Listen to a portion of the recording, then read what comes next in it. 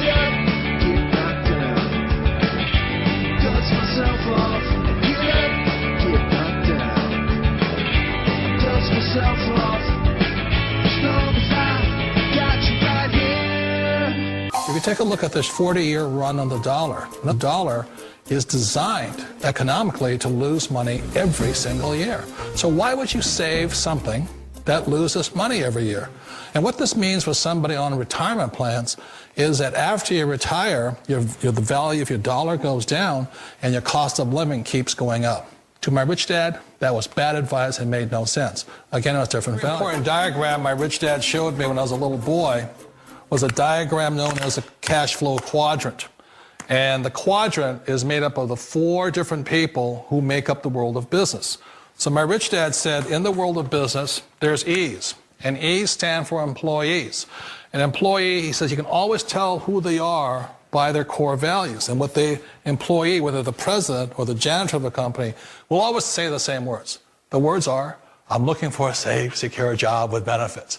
That's what makes them an employee, because their core values are security. The other one of the 4 is the S, or the small business owner or the self-employed. And again, their core values will cause them to use the same words, which are, if you want it done right, do it by yourself. S means they're also solo. They're generally one-person act, or they operate by themselves. On the right side of the quadrant are the B's. And what Rich Dad said the B stood for was big business, or like Bill Gates. Forbes defines big business as 500 employees or more. And their words are different. They say, I'm looking for a good system, a good network, and the smartest people I know to help run my business. So they're unlike the S. They don't want to run the company by themselves. They want smart people to run their companies for them. And then the 4th of the quadrant is the I, and I stands for investor. These are people who have money work hard for them. These people are people who have people work hard for them. And these are the people that work hard for the rich here. So early on in my life, it was my poor dad who always said to me, you know, Robert, go to school and so get a high-paying job. And so my poor dad's core value was to be an employee. He wanted job security, promotions, a steady paycheck, and all this.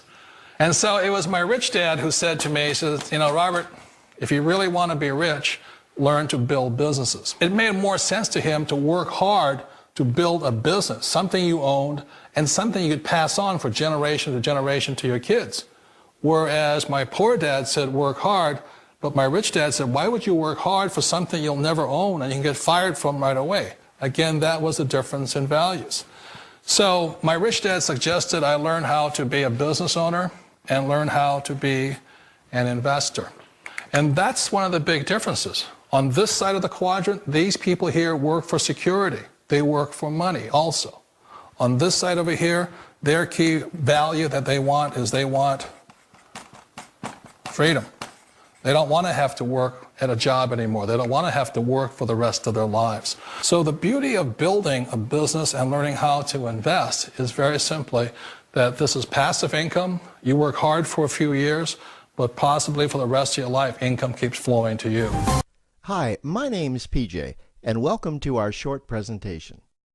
Have you ever wondered how the rich keep getting richer while broke people stay broke and the middle class seems to be shrinking? Well, this isn't nearly as mysterious as it may appear when you examine the specific differences in how broke people, the middle class, and the rich spend their money.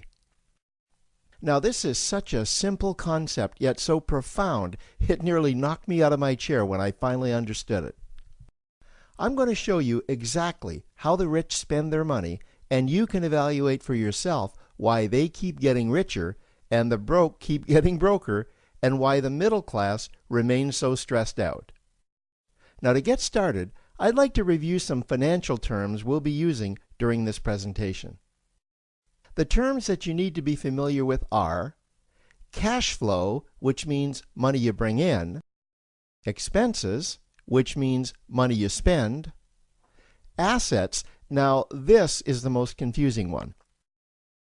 You're probably familiar with the traditional definition of an asset, which is something you own or have equity in. However, back in the 1990s, Robert Kiyosaki introduced us to a new definition of an asset in his groundbreaking Rich Dad, Poor Dad series of books. Robert taught us that an asset is something that pays you, and that's the definition we'll be using here. Liabilities is the last term, and it's defined as things that cost you money. As an example, a house is typically viewed as an asset. But can it actually be a liability? Yes. With our revised definition, anything that costs you money is a liability, not an asset. If you have a mortgage, your house is an asset to your banker because it pays him or her every month. But could a house also be considered an asset to you? Yes, in the right circumstances it could, when it pays you money. Let's say you buy a house and you rent it out, and it paid you a positive cash flow every month after all expenses. That would then be considered an asset. Now, one more time with the terms, just to be very clear before we continue. Cash flow is money you make. Expenses, that's money you spend. An asset pays you, and a liability costs you. Now let's take a look at how broke people spend their money. Now, when I say broke people, I'm not referring to the destitute. I'm speaking about that large portion of our society that lives from paycheck to paycheck and who never seem to have any money. In fact, most times there's more month left at the end of their money, and I'm sure many of you can relate to that group. On payday, broke people buy what I'm going to call stuff. Well, what's stuff? Well, that's inexpensive things that people buy that they don't really need to survive. You go into someone's house and you can't find any counter or tabletop space in the whole house because of all the stuff on it. Their house and their cars are full and cluttered with stuff. Well, where do they get all this stuff? They buy it at the flea market, at the garage sale, at the dollar store, at the craft show. So cash flow comes in, and then it goes straight out the expense column to buy stuff. You see, broke people never really educate themselves on assets and liabilities. They justify buying all of this stuff by claiming that it costs so little. But over the years, it's all they ever have. The problem is their cash flow never produced or created more cash flow. Now, please understand, I'm not undermining or taking any shots at this or any group. I just see a lot of financial difficulty out there, and it really doesn't need to be that way. Creating wealth isn't a mystery, it's a formula. The only reason someone doesn't create wealth is because they either don't know the formula or they don't apply the formula. Now let's take a look at the middle class. The middle class is the group that society mistakenly thinks are rich. They're not. Yes, they typically earn a six-figure income, and many of them appear rich, but it's what they buy with their money that keeps them prisoners of the middle class. What they typically buy are liabilities. Remember the definition of a liability? Things that cost you. By buying liabilities, the money gets pushed up and out their expense column. Liabilities are items like cars, boats, houses, airplanes, credit card debt. Now let's see just how this happens. The middle class gets a nice paycheck, let's say $10,000 for the month. They then split that down the middle and they pay their monthly expenses with half, and with the other half, they make a down payment on a new car. The car costs $5,000 down, and after they add on the insurance and the maintenance, that liability now costs $1,100 new dollars every single month. A few months go by, and they want a boat, then a vacation home, a Rolex watch on their credit card, a vacation on their credit card. And before you know it, their liabilities have raised their expense levels to near or above their income levels. They actually spend equal to or more than they make. Meaning that they have to go to work and make a certain amount of money every single month just to cover their liabilities. The other important issue with both broke people and the middle class is that normally all of their cash flow is dependent on their own effort, meaning that they've educated themselves to exchange their knowledge and expertise for someone's money. Also, the money they earn is usually the highest taxed form of income. Here's an example. An attorney is knowledgeable about law, so people pay him or her in exchange for that knowledge on an hourly basis. The problem here is that if the attorney isn't sharing that knowledge with a client, then the attorney isn't making any money. This causes lots of stress and anxiety in their lives, and if you ever ask them to take an afternoon off to play golf with you, well, they very rarely can because of how much money it'll cost them to take that time off.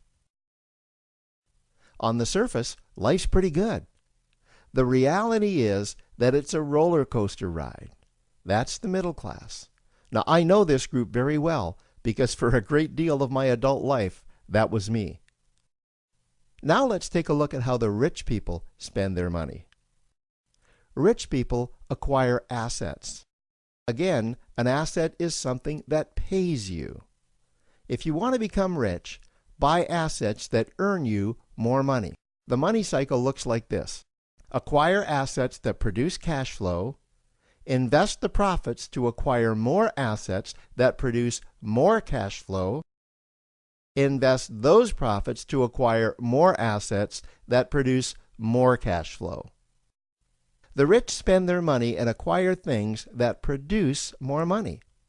Here are a few examples of assets that produce more money. Investments are the obvious ones: stocks, bonds, real estate. Education is another asset. If you learn how to do something that produces more money for you and you actually do it, that's buying an asset. There's a great quote that goes, "If you think education is expensive, you should see how expensive stupidity is."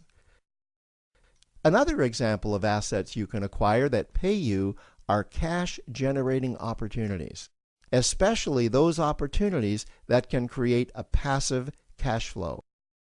Passive meaning that once you build it up, the money continues to flow whether you're still building it or not. Here's a small example.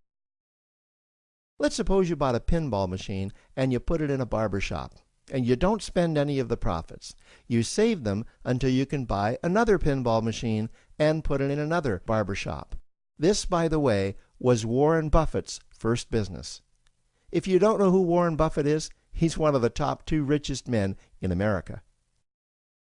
The rich are extremely eager to find those passive cash-generating opportunities because those opportunities continue to pay them month after month, year after year, long after they've stopped working the opportunity.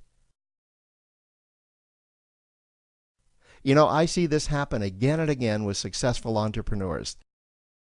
They find a passive cash flow stream that they build up, and it continues to pay them month after month, year after year. They then take those profits and multiply them in another passive cash-generating opportunity, and then again in another. In conclusion, here's what I've learned over the years. You can't find these passive cash-generating opportunities unless you're open to hearing about them. Then, once you find them, you must be willing to see what fits you and then act. Now, the reason I say this is that I once answered a hokey little ad that I ended up generating 7 figures from, simply because I answered that ad and then took action. These opportunities are out there, you just need to find them. You also must be opportunistic enough that when the right situation does present itself, you don't miss it. So remember, broke people buy stuff, the middle class buy liabilities, and the rich acquire assets, preferably cash-generating opportunities that can create passive cash flow. They then take that cash flow and invest it in another asset that produces more cash flow. That's the wealth creation formula. Now, I trust you found this introductory information helpful. Now, to learn about one of the greatest cash-generating machines on the planet, click on the link below to proceed to step 2.